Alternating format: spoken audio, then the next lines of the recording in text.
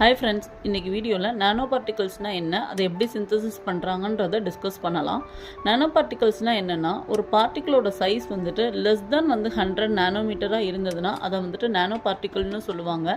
இந்த நானோ பார்ட்டிக்கலை வந்துட்டு 2 மெத்தடில் சிந்தசிஸ் பண்ணுவாங்க. ஒன்று டாப் டவுன் அப்ரோச், இன்னொன்று பாட்டம் அப் அப்ரோச்.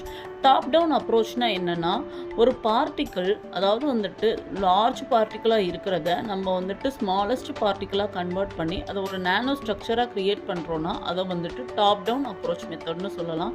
இதே பாட்டம் அப் அப்ரோச் மெத்தட்னா என்னென்னா, சிங்கிள் ஆட்டம்ஸோ இல்லை மாலிகுல்ஸோ ஒன்னோட ஒன்று ஜாயின் பண்ணி ஒரு லார்ஜ் நானோ ஸ்ட்ரக்சரை க்ரியேட் பண்ணுச்சுன்னா அதை வந்துட்டு பாட்டம் அப் அப்ரோச்னு சொல்லுவோம். இந்த டாப் டவுன் மெத்தடை வந்துட்டு சப்ராக்டிவ் ப்ராசஸ்ன்னு சொல்லலாம். அதே மாதிரி பாட்டம் அப் அப்ரோச்சை வந்துட்டு அடிக்டிவ் ப்ராசஸ்ன்னு சொல்லலாம். இந்த டாப் டவுன் மெத்தடை வந்துட்டு எந்ததெல்லாம் டாப் டவுன் மெத்தடில் வரும்னா, பால் மில்லிங், லித்தோகிராஃபி மெத்தட், இதெல்லாம் வந்துட்டு டாப் டவுன் மெத்தட்.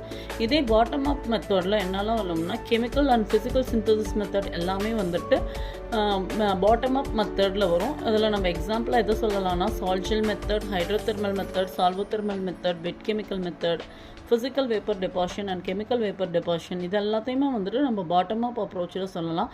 ஸோ இதை பற்றி அடுத்த வீடியோவில் ஃபுல்லாக டிஸ்கஸ் பண்ணலாம். Thank you friends.